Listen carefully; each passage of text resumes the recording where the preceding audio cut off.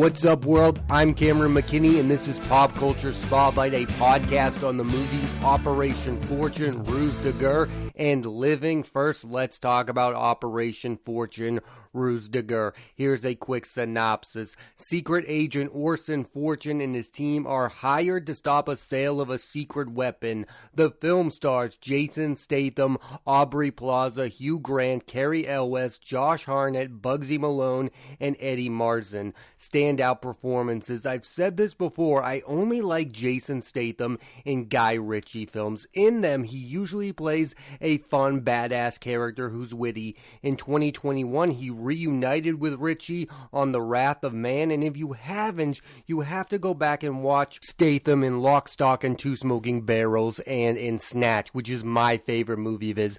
I don't like it when Statham is playing the stoic, boring, male action star. It's not fun to me. I like to see him have charm and wit, and he only has those in Guy Ritchie movies. The person who most got me interested in this particular film was Aubrey Plaza, who of course is coming off The White Lotus. I was intrigued to see how she would fit in a Guy Ritchie action film, and she delivered with that off-kilter comedic relief that I wanted. She had good chemistry with both Jason Statham and Josh Hartnett. Ritchie is the kind of filmmaker you want to see your favorite actor work with. He has a signature style and has gotten fun performances from Brad Pitt in Snatch, Gerard Butler in Rock'n'Rolla, Henry Cavill and Alicia Vikander in Man from U.N.C.L.E., and Matthew McConaughey in The Gentleman, and now Aubrey Plaza in this movie. Over the last few years, it's been great seeing Hugh Grant regularly work with Guy Ritchie and do these fun accents.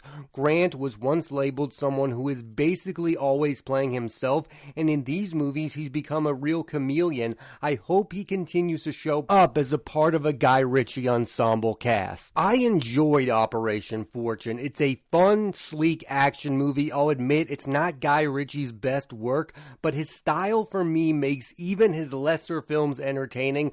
I'm one of the few people who liked King Arthur, Legend of the Sword. I love Charlie Hunnam in that movie. Jude Law is doing something really interesting in that movie. Does that movie work as a whole? Probably not, but it's still super entertaining, and I think that's what you get when you get a movie from Guy Ritchie. At the very least, it's gonna come out entertaining, and I think there's very few filmmakers who are like that. Like, when a filmmaker misses, usually the movie is unwatchable, but Guy Ritchie makes every movie he makes entertaining and fun. And he's at this interesting point in his career where he's going back and forth making movies with his signature style and making big studio films like the live-action Aladdin. He also made the Robert Downey Jr.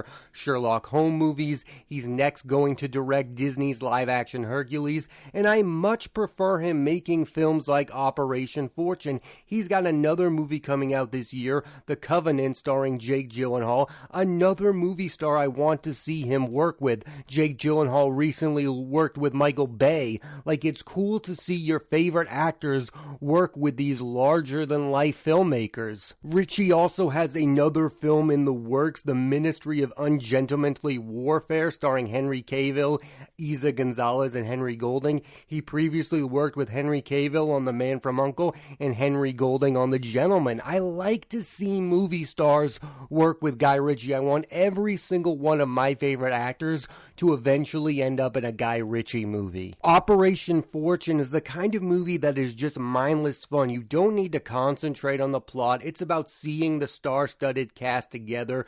These films are not meant to be taken seriously. Not every movie needs to be an Oscar contender. This movie isn't going to break bank at the box office. It's just fun and entertaining. I'll give you another reason why I'm a massive fan of Guy Ritchie's work, because he gets multiple good performances per movies. There's a lot of movies with one great performance, but I think what makes a movie more than good is when the side characters are interesting, and his movies have great side characters that could have their own movies, like the Josh Hartnett character in this movie. He's a guy playing a movie star who is now in this weird action subplot, and he doesn't really understand what's going on. That guy could have his own movie. I mean, Josh Hartnett is a movie star. You could make a movie just with that that character, but he's able to exist in this movie and get his fair share of the plot. Like, just go back and watch The Gentleman. There's so many movie stars in that movie. Colin Farrell, Matthew McConaughey, Hugh Grant,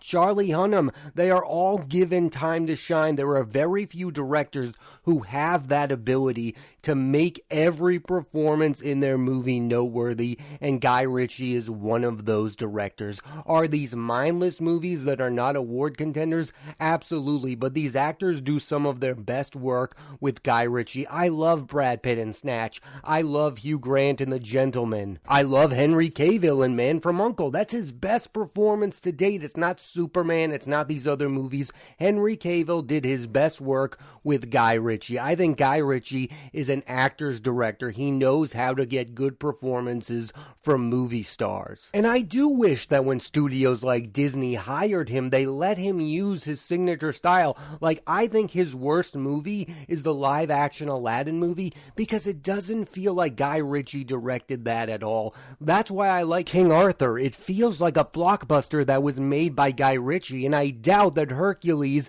is going to end up feeling like a Guy Ritchie film.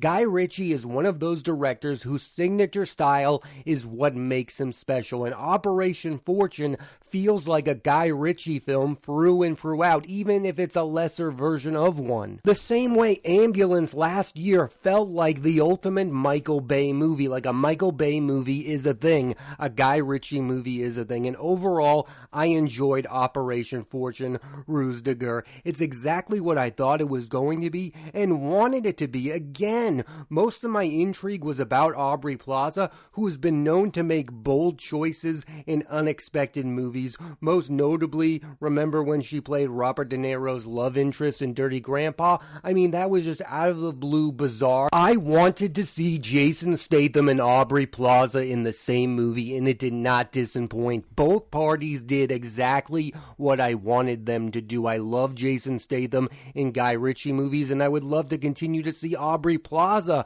show up in more Guy Ritchie movies. If you want to talk about a studio movie that Guy Ritchie should direct, he should be making a superhero movie, because he could bring his signature style to a lesser Marvel character and make it super entertaining. Like, I would love to see a Marvel movie with a full British cast in the style of Guy Ritchie. Like, that would be amazing, and Marvel needs to do something fresh because their movies feel stale lately. Bringing in a guy like Guy Ritchie could help save the Marvel Cinematic Universe. Like, he's a guy with his own style. It's signature. Marvel is lacking that signature style, and I think Guy Ritchie could be the one who helps save it. I mean, why hire him to do Hercules if you're just going to remake the entire movie? Let him do something different. Guy Ritchie would be the perfect candidate to direct a Marvel movie. I personally would have loved to see a Guy Ritchie directed Superman movie starring Henry Cavill. Like, that would have been amazing if you let Guy Ritchie do his thing. Big studios don't let Guy Ritchie do his thing, but when he does it, he makes fun and entertaining movies like Operation Fortune, Ruse De Guerre. Now let's switch gears and talk about the movie Living. Here's a quick synopsis. Rodney Williams, a worker on the London City Council, is told by a doctor that he has terminal cancer, and it changes his entire outlook on life. The film stars Bill Nighy, Amy Lou Wood, Alex Sharp, and Tom Burke. Standout performances. You may not know the name Bill Nighy, but you've probably seen his work on screen. He's been in the movies Love Actually, Shaun of the Dead. He played Davy Jones in the Pirates of the Caribbean films and the Minister of Magic in several of the Harry Potter films. And in recent years, he's done some of his best work. He was one of the absolute best parts of Emma with Anya Taylor-Joy in Living. He plays Rodney Williams, who had just been quietly doing his job in a mostly uninspiring life. It's a great performance. The character goes through an amazing arc. And this is one of the great things about movies, when a well-respected character actor is finally given a great leading role. Like, I never knew the name Bill Nighy for the longest time. I grew up with the Pirates of the Caribbean movies. I saw him in the Harry Potter films. I had no idea what his name was, and then you learn who he was. I learned it after I saw Emma. I was impressed with him in that movie, and now he's doing his absolute best work in Living. Nighy's next film is Replay with Kaylee Cuoco. I've seen Amy Lou Wood in the hit Netflix series Sex Education, and she brings that same positive energy in this film. There's a great scene where she tells Nighy's character Williams, her then boss, what her nickname for him is. The two have delightful chemistry. I also have to say this, I'm super excited for season 4 of Sex Education and love that the actors from that show are now popping up in movies. The other supporting performance I found noteworthy came from Tom Burke, who is one of those actors who can take over a movie instantly. He's a powerful presence on screen. I loved his scenes with Nighy in this movie. He's playing a man who is trying to show Williams how to live. He's playing such a fun character in this, who really is empathetic of this older man who does not have a lot of time left. Burke is next going to star in Furiosa with Anya Taylor-Joy and Chris Hemsworth. I think we're all excited for that one. George Miller, a prequel to Mad Max Fury Road. I mean, that movie is going to be either amazing or a mistake. And my vote is it will end up being amazing. I mean, the cast is there. Hemsworth, Anya Taylor-Joy. I love Mad Max Fury Road. I think it's the best modern action film, and am super excited for Furiosa. The reason I found this movie Living to be so effective is how relatable it is. There are tons of people who are just going about their day and going to work and coming home, and that's their entire life, and it's understandable. We as humans are creatures of habit. Williams wasn't a bad person, he was just lost, and it's not even until he was dying that he realized it. The other part of the movie that I found super relatable was how self-involved people can become. It's hard to think about other people and think about the bigger picture. The movie also goes into how people can be rewarded in a way for being self-isolating. Williams's employees respected him even though they barely knew him as a human being, and he never speaks to them. What I got from this movie is being good at your job is different than being a good person, and a lot of the time that gets lost in translation. I mean, Williams had a lot of things. He had money, he had success, he had a safe job, but he didn't have human connection, and it wasn't until he got that he was enjoying life, and by that time it was too little too late. And in that way, the movie is super somber. I mean, it's about a guy who is dying and realized he made a lot of mistakes throughout his life, and he didn't concentrate on the things that truly mattered. But I also found the movie to be super hopeful because he was changing lives. I mean, there's a plot in the movie that I don't want to give up, but he changes the lives of several people by the end of his life, and he also changes the minds of some of his coworkers, so they realize they don't want to end up being like him. They want to be like how he was at the end of his life, and I think that makes up for a lot of his life choices, that at the end of his life he was able to realize he was wrong and to change the lives of other people. Another thing I got from the movie is how you think you have enough time that you don't need to do anything. I think we all have that thought sometimes. Well, I don't need to do that important thing right now because I'll have weeks to go for it. I mean, throughout the movie, he is given things to do, and he tells people, well, we can just leave it here and worry about it later. The guy didn't start caring about things until he realized there was no later. He has to make an impact on all of these people right here and now, and I think that's a very powerful thing that you don't understand until you realize it's near the end of your life, and people usually never realize that. I mean, that's such a poetic thing to think about. The character of Williams, played by Nighy, didn't make an impact on people's lives until his life was running out because he had nothing else to lose, and he wanted to change lives for the better. He wanted to make an impact. We all have things we want to accomplish, but we think we have an unlimited amount of time, and it's not until we realize there isn't an unlimited amount of time that we do those things, and that's where the Williams character was at the beginning of this movie. And then he's given that time that he has left, and he makes the most of it. Overall, I did not know what to expect from Living. It's a movie that received wide praise, and Nighy got a deserved Oscar nomination, and this year was the first for all of the Oscar nominees for Best Leading Actor. The other 4 nominees were Colin Farrell, Austin Butler, Paul Mescal, and Brendan Fraser, who of course took home the award. Many of those people were already movie stars. Brendan Fraser was a movie star when I was growing up. Paul Mescal is a future movie star.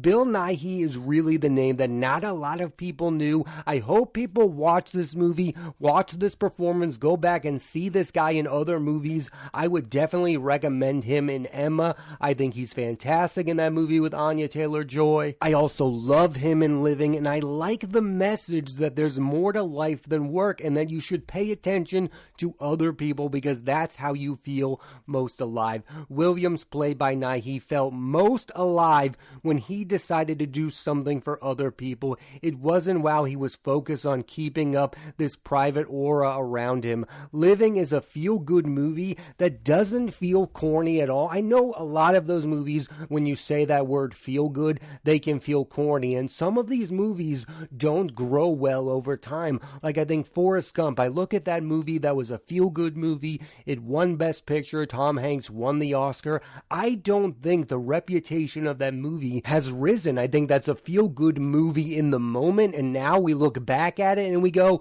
was that movie really as good as we thought it was? I like Forrest Gump. I don't think it deserved to win Best Picture. I look at Living as the type of movie that is only growing to grow in stature. It's a remake of a Kurosawa movie. I have not seen that movie. I am really interested to see that movie and how close it is to Living. One thought I had after watching the movie Living is that him being told that he was dying was the only thing that was going to change Williams's life. And that's how powerful that is. That's how universal that is. Being told that you don't have a lot of time left would change any man's life. No matter how successful you are, no matter how rich you are, nothing could change that. It doesn't matter if you didn't care about people. Being told you don't have a lot of time left will literally change anyone's perception on the rest of their life and how they are going to spend their time. I mean, 1 minute, Williams is a workaholic. He gets to work on time. The next minute, he's told he's dying and he doesn't show up to work for several days and weeks. I mean, that's the only thing that could have that amount of impact on this man's life, and it could happen to any single one of us. It's a universal thing. This is something that could happen to anyone. Nowadays, it feels so isolating. We all think that things only happen to us. This is the one universal thing. We no longer all watch the same shows. We no longer all watch the same movies. We don't all follow the same pop culture, but we still value the same one thing, and that is life itself. And that's why a movie like this is universal and should be seen by many, many people. And it's great if you're already living a fulfilling life, but I think there's many of us who would change our lifestyles if we were told by a doctor we have 6 to 8 months to live. I think that would change a person. I think that would change anyone. The last thing I'll say about this movie and why I find it powerful is this idea that at any moment we find something important and then the next minute it could mean nothing. It could be meaningless. The one thing that is always meaningful is life itself. I mean, again, Williams is a character who is obsessed with work. Work is everything to this person. Then he is told one thing and that thing means absolutely nothing to him. We all have those things that we think are so impactful on our lives that mean absolutely nothing. You need to do the things that are important and that are actually meaningful to your life. This film is a reminder that not everything is as important as we actually think it is. Because, again, 1 minute Williams thinks his job is super important. The next thing, it's the last thing on his mind. Living is a thoughtful, small movie that just might have you rethinking about how you live your life and how you treat other people. And again, I'll say it, it's that rare feel-good movie that doesn't feel emotionally manipulative or corny whatsoever. Thanks for listening to this edition of Pop Culture Spotlight. I'm Cameron McKinney, and there'll be a new episode of the podcast every Thursday on Apple Podcasts and Spotify, and I highly recommend you check out the movies Operation Fortune, Ruse De Guerre, and Living. Next week on the podcast, I'm talking about the movies Dungeons and Dragons, Honor Among Thieves, starring Chris Pine, Michelle Rodriguez, Regé-Jean Page, and Hugh Grant, and Tetris, starring Taron Egerton. So tune into that, and please rate, review, and subscribe.